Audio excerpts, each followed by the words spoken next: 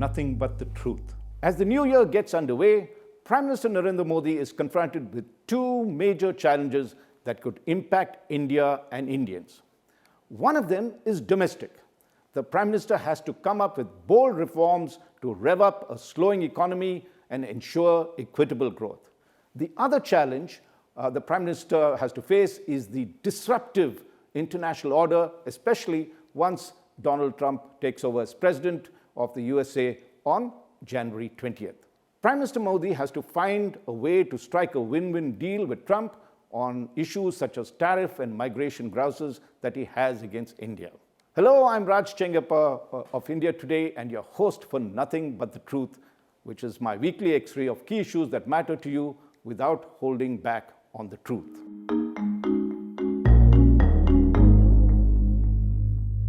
In this episode, we will go into these two big issues that Prime Minister has to tackle in 2025, why they are so contentious, and what are the best options he has. I will also bring you an exclusive interaction that I had with Dr. P.K. Mishra, the Principal Secretary to the Prime Minister, where he outlines the key priorities and what action would Prime Minister Modi be taking, focusing on some of the big 4 or 5 issues and what the government is planning.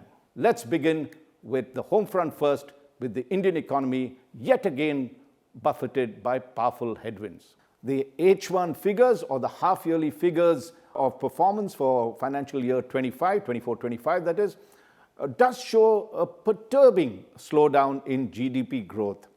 The Q2 numbers, the quarterly results, dropped to a 7-quarter low of 5.4% of GDP growth. Already, major rating agencies are shaving off an average of 0.5 percentage points from their earlier optimistic prediction of around 7% GDP growth for financial year 25. So already there are doubts. We are crossed halfway through, and top rating agencies are saying we are not going to attain that 6.5 to 7% that we had expected to do, or the RBI and India's planners had expected, and that is likely to drop by 0.5%. Then that is a significant drop if that happens, because not only are we not growing as fast, but we are also dropping in the process. Though, I mean, there is some consolation that India will still be the world's fastest growing major economy because the rate that we are growing is much higher than others. But there is a worrying duality that has emerged. Now, while one half of India's citizenry seems to be doing very well economically, the other half of India's population is lagging miserably behind. There is enough evidence now of what economists call the K-shaped growth that India is facing. Meaning, if you look at a K, there's some people doing very well, half of them, and half of them are not doing well, and that's where the expression comes from. And let me give you some examples of this. Now, take passenger traffic in railways, which is the prime mode of transport for the poor and lower middle class across the country. Passenger traffic in railways has come down from a pre-COVID peak of 8.4 billion passengers annually in financial year 2019, to 6.8 billion in financial year 2024, which means that though the country might have recovered from the COVID shocks, it has still not been able to reach the kind of levels that were there in 2019. And that is a very good indicator of the decreasing mobility among the poor and middle class who rely on railways for cheap interstate and intercity transport. So that's one big number. The other number that I'd like to discuss with you all is looking at two-wheeler sales, and these also have dropped from a high 21.2 million in 2019, just before COVID struck, to 17.9 million in 2024. Normally, the two-wheeler industry is quite a robust industry and was growing rapidly before COVID struck. But after that, though it recovered, it has still not reached the levels that are there in 2019. So that's the big worry. And remember, two-wheelers are largely bought by the middle class, and in contrast, of course, to the fact that expensive cars, the luxury or high-end car sales are doing well. So you can again see the dichotomy that is happening. And if you take a look at a third sector, here again, it's the real estate sector, and for a while that was booming post-COVID. But now if you look at where the boom lies, strangely enough, the sale of new houses priced above rupees 1 crore are proceeding briskly, while the demand for what is called affordable housing, priced at rupees 50 lakh and below, is seeing a big slump. Now, there is another sector where you can discern this so-called K-shaped growth, where one sector, one class of the sector is doing very well and the other is not performing well.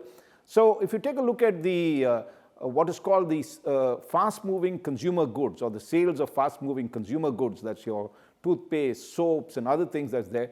Now, in urban areas, one concern was that these FMCG goods did not the sales of them did not spike even in the festive season that was there.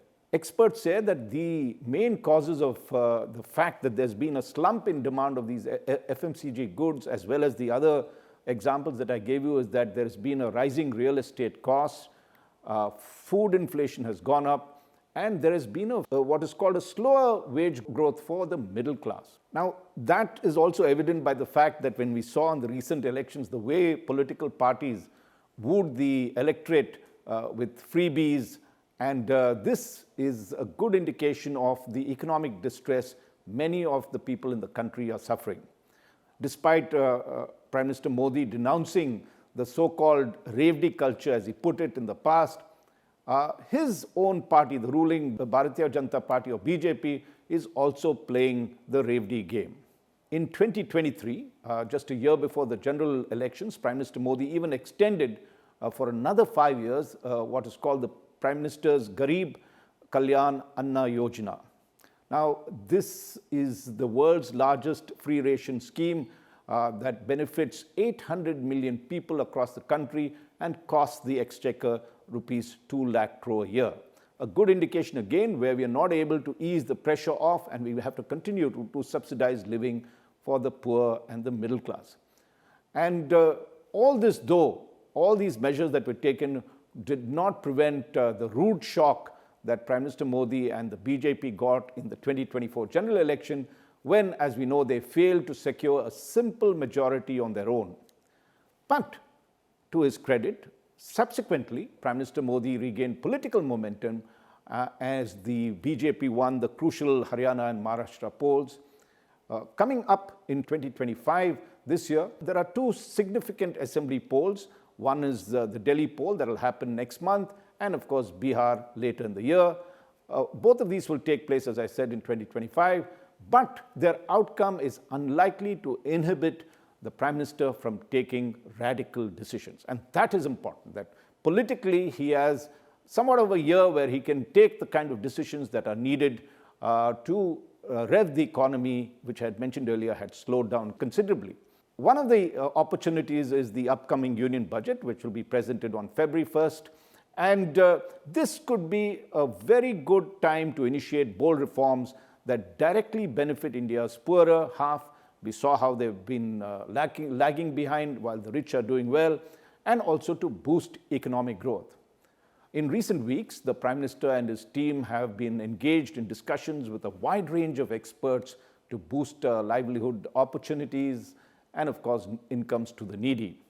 Now, I spoke to Dr. P.K. Mishra, Principal Secretary to the Prime Minister, about what are the priorities, or what would be the priorities for Prime Minister Modi in 2025.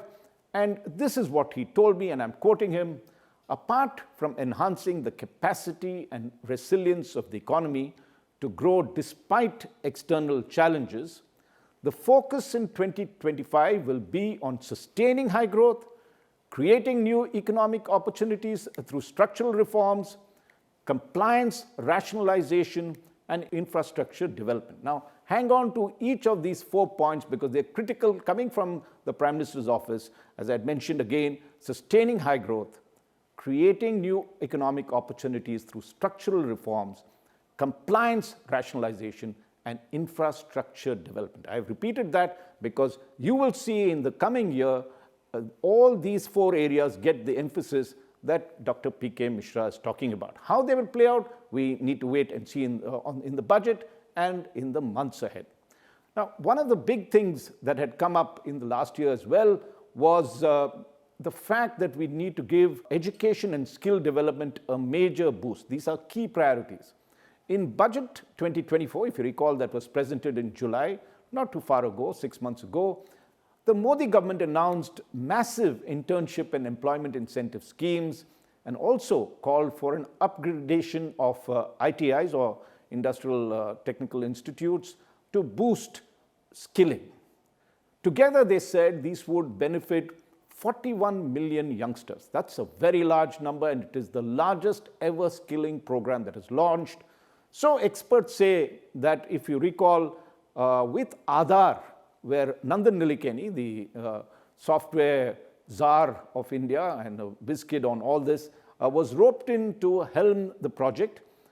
So in some senses, experts are calling for a top professional to ensure speedy, effective implementation in this area of skilling, particularly in the projects or the schemes that was launched in the July 2024 budget, which is now bearing fruit. Dr. P.K. Mishra also told me, the Principal Secretary to the Prime Minister, that another priority for the government in 2025 is to ground the 12 industrial nodes, as he calls it, and the 100 industrial parks near cities.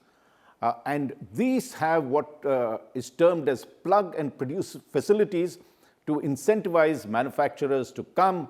And the idea is that all the issues of land, water, electricity, connectivity would be taken care of, and they can start off immediately. This, they hope, will boost employment and growth opportunities by setting up this. So that's going to be a very interesting priority to look at. Social welfare is likely to see what Dr. Mishra terms a saturation approach, which, and particularly in the areas of housing and piped drinking water, the entire schemes to not only build houses for the poor, as well as ensure that every house gets drinking water through a pipe or a tap, unlike earlier where that people had to go to wells. A large number of people still do that, and they want to ensure that 100% of these houses of the needy are covered. So that's the other, when it comes to social welfare, that's going to be the other priority of the Modi government. When we look at other issues that are there, and this is what Dr. Mishra also told me, when he's talking about rationalizing compliances as one of the key areas that the government is looking at, one of the things that they're going to do that will have a direct bearing to you and me is our personal tax. And there is a move to rationalize the entire system so that we can file this personal tax of ours without too many complications. All the clauses would be very clearly defined, and the whole thing would be simplified. Maybe that may not come out in the budget, but soon after that, we could expect that to happen, which is a very good thing. And they're also working on businesses. The government is also working on businesses to cut the number of compliances so that there is not only an ease of living, as it is being called, but an ease of doing businesses. There are other issues, of course, that need to be addressed. The middle class is really crying for relief from the high personal income taxation rates. And the complaint is that corporate entities enjoyed massive tax cuts just 5 years ago, but those tax cuts have not been devolved to the middle class in the personal income tax zone. So one of the suggestions that experts give is that the government could either significantly reduce the maximum tax rate of 30% and bring it down to 25 or 20%, or raise the current slab of rupees 15 lakh and above to rupees 30 lakh. Currently, if you are earning an income of rupees 15 lakh and above, you pay a 30% tax.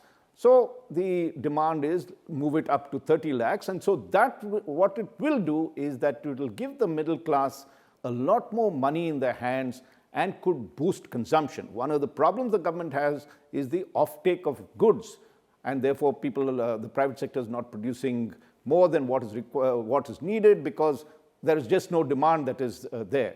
So if money is put into the hands, I'm explaining the economy very simply, you could expect people to start buying, and that could stimulate the economy. That's the theory behind it. Of course, there are many other bullets that the Modi government will have to bite for the country to clock 8% growth, and this is needed to meet the increasing skills and job crisis that all of us have noticed. So let me list a few more. I've talked of a few things which the government is doing, and in my conversations with Dr. P.K. Mishra, let me talk about a few other things that are there which are very critical. Of course, agriculture and reform here is very, very important because there needs to be incentives to wean away farmers away from grain. There is a term called grain addiction where a lot of farmers are just growing rice and wheat far more than we require, and they need to move towards high-value horticulture crops or edible oil production. Now, this reform is long overdue. So far, we have supported the minimum support price for wheat and grain, though we have the MSP for the other crops that for some reason the farmers are not willing to diversify, and this needs to be addressed on an urgent basis.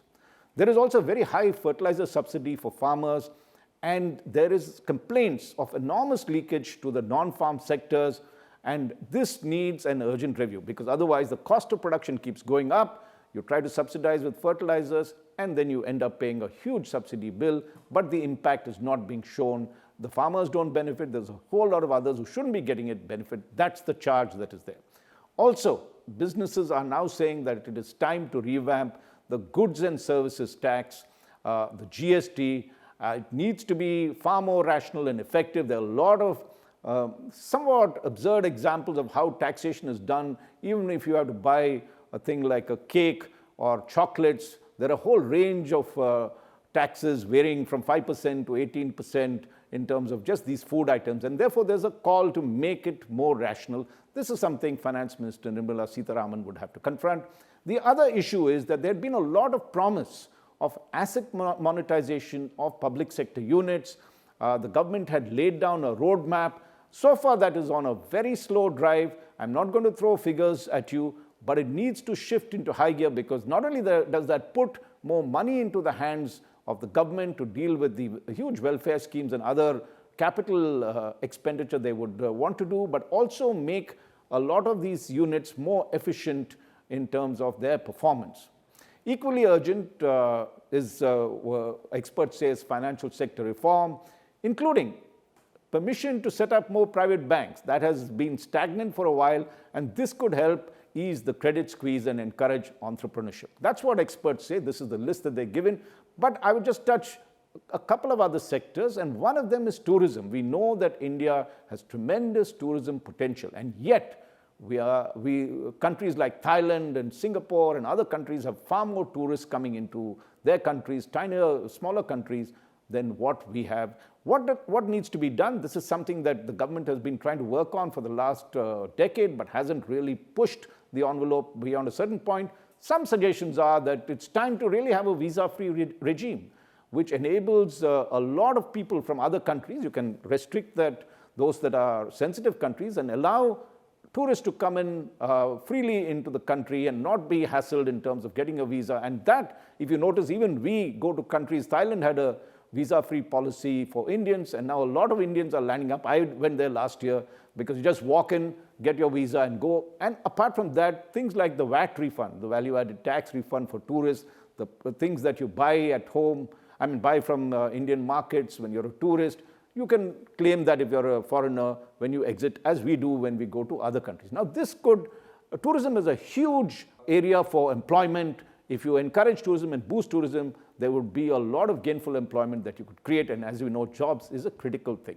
Boosting exports is another imperative that Prime Minister Modi has to get done, and this brings us to the second major challenge which I talked about. I mentioned there was the big domestic challenge for Prime Minister Modi in 2025, and there is a big international challenge, which is, as we all know, there is a continuing global disorder with two wars still raging, the Israel-Hamas strife, as well as the Ukraine-Russia war, and more uncertainty, global uncertainty is expected once Donald Trump assumes the presidency on January 20th this year. The new American president is expected to be what they call the wrecker-in-chief of several international leaders' happiness. His Chinese counterpart, Xi Jinping, will bear the brunt of it, with Trump determined to impose stiff US tariffs on Chinese imports. India need not feel that happy because it is not too far down that list that Trump has. In fact, Trump has dubbed India as the tariff king in the past and wants us to bring down our tariffs significantly across a spectrum of goods.